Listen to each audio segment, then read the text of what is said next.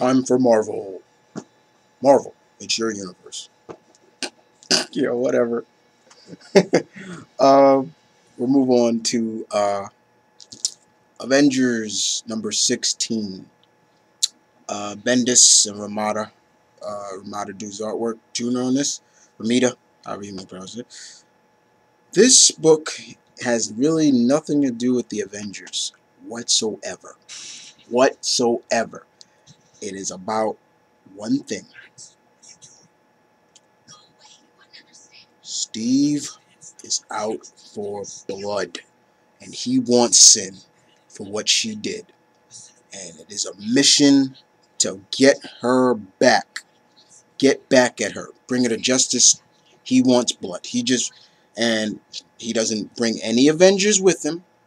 All that goes with him is Sharon Carter, Maria Hill, and Victoria Hand.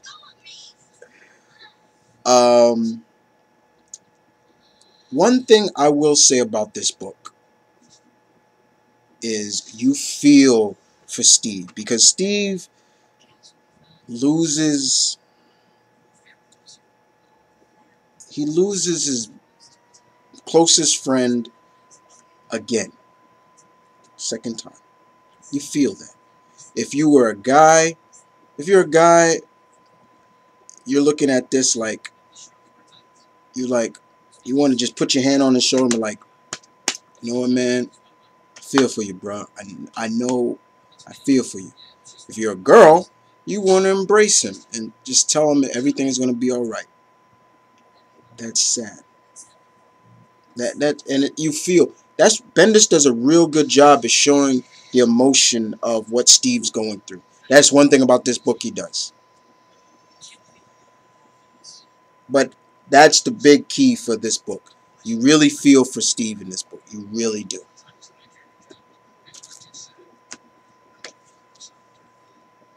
What if does he succeed in the mission in getting Sin? I'm not going to spoil that. And speaking of Steve, we're going to move on to Captain America number 2. Yeah. Ed Brubaker, probably one of the best Captain America writers today. Steve McNevy's artwork works well on this book. Still continue that story arc that's been going on for the first issue. Not bad. Not bad at all. For me, guys, I have to read a Captain America book. I know a lot of people, once again, are still pissed off about what Marvel did, putting Steve back in the red, white, and blue. But it's not bad. It's not bad at all. I don't want to spoil a lot. I'm just going to tell you it's not bad. That's all. And moving on with more number 2s. Here comes Daredevil.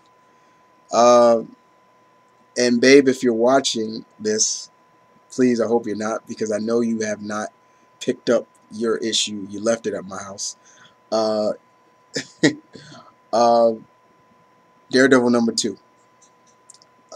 I'm talking about Destiny, guys. This is her favorite. She left her issue of this at my house Friday. So I'm hoping she doesn't watch this, because even though I don't spoil too much, but Mr. Wade, sir,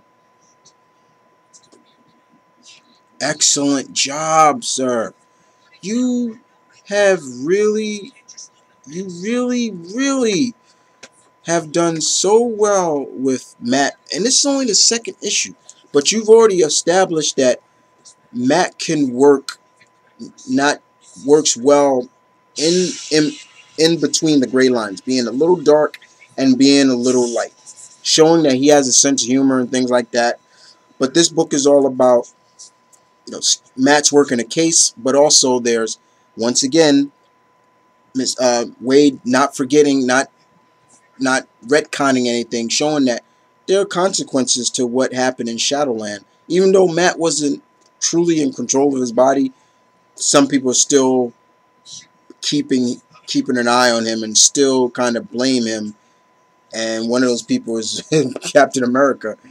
He literally comes after Matt, and how he comes after Matt is pretty cool. I have to admit, was really cool how he comes after Matt. He literally, um, he literally uses chaff grenades to blind Matt's radar sense, which is really clever. That's really clever. I thought that was clever. Um, but Matt goes on to explain later on when they stop fighting, um, his situation and everything like that. But even Cap says, it might you're still not off the hook, but right now, okay, you get a pass. But all in all, this book was really good. The ending cliffhanger, big time. The villain at the end of this book, which Matt goes to face, will blow your mind, guys. Definitely will blow your mind. Not gonna spoil it. All right. Um, mind the background music if you hear it. My cousin is watching Batman Beyond, so mind that. Don't worry about that. Uh, we're gonna move on to perhaps, in my opinion, and probably a lot of people's minds, the best book that Fraction is writing. Iron Man, Invincible Iron Man number 507. This book pretty much spotlights all on Rescue, aka Pepper Potts. That's her superhero name. Nobody ever asked me the fact, how do I feel about Pepper being Rescue, being the superhero rescue? I love it. I love the fact that she's not just the female love, quote unquote, love interest or so in the Iron Man universe. She's on the front line most of the time and she can handle herself.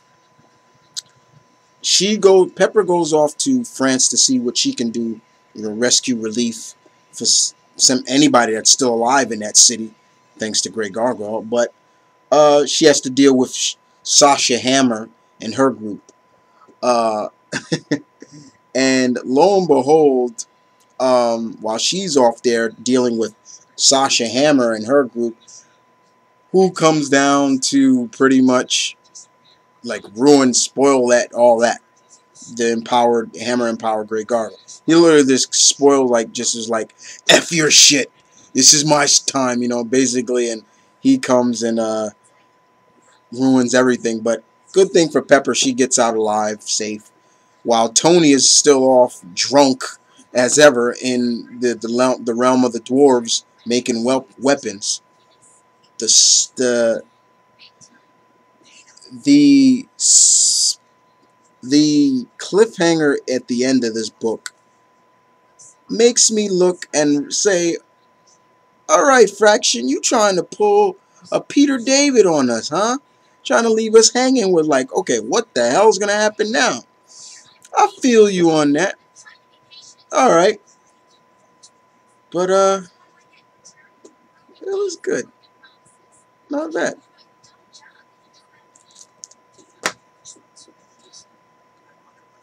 Not bad.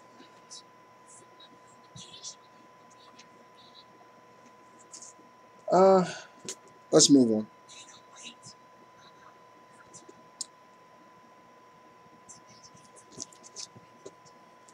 Journey to Mystery number 626.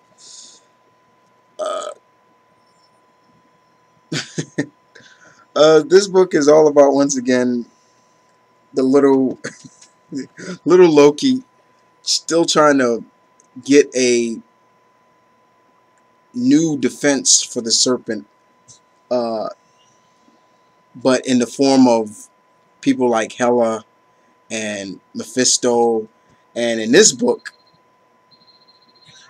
a villain from the Thor universe that pretty much, I don't want to spoil it, but I'll give you a clue.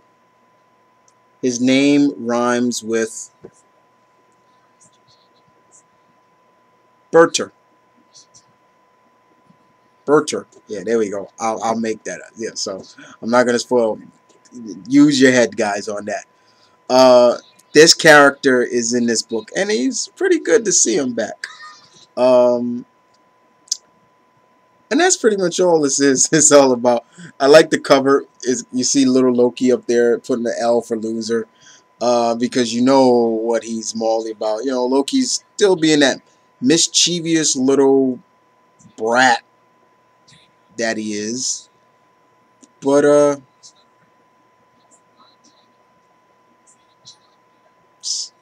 it's not bad.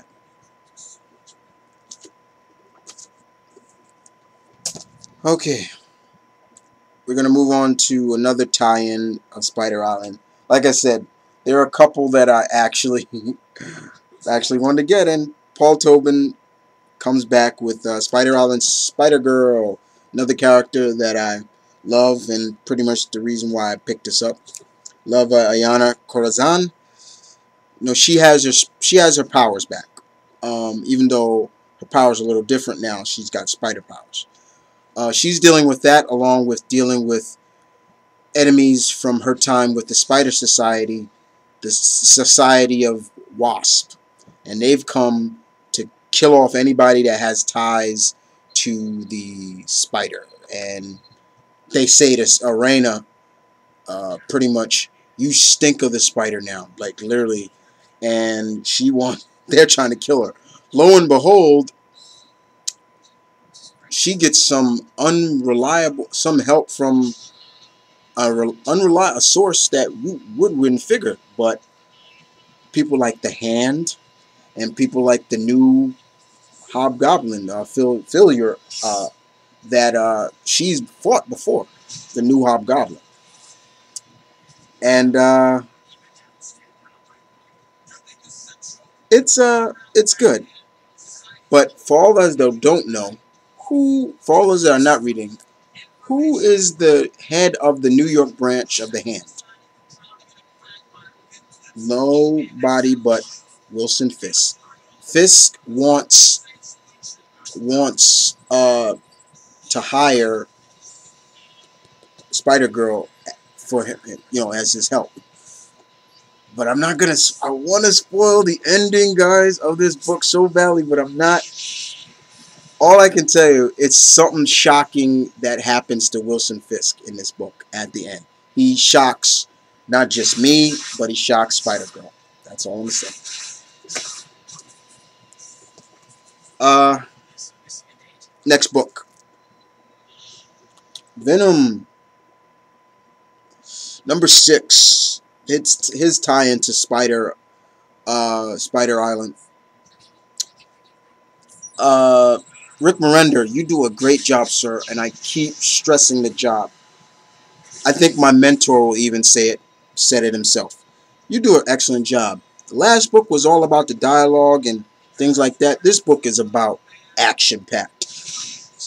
Uh, they capture one of those spider creatures that were with the Jackal, and they take it, and Flash takes it back to the secret base for them to study. It was really, this was so much action packed. That's all I'm gonna say. Action packed to the point of you're just like, yeah, I'm loving it. And I don't want to spoil the ending, but they find out the identity of the spider creature, and that's where your jaw drops. And that's all I'm gonna put it at. I'm gonna leave it at that. All right. And the last book is, of course, X-Men Schism. What is Schism? I get tired of trying to pronounce this damn name. But issue 3 of the 5-part series, excellent. Most importantly, this has been really good. This has been building up very, very good. And I got to give credit to this new Hellfire Club that does their homework. They were able to take out some of the heavy hitters of the X-Men. These people that you see here: Colossus, Emma, Namor, Iceman, and Magneto. But you're starting to see the build-up with... You're seeing the build-up between what's going to happen, why the breakup that's going to divide the X-Men, because this has been really good. I cannot deny it. It's been really, really good. But other than that, guys, that's all I have for this week. Thanks for listening, as always. This is Mount Vernon Kid saying peace, one love, stay tuned. Can't wait can't wait to next week. As always, I'll see you guys later.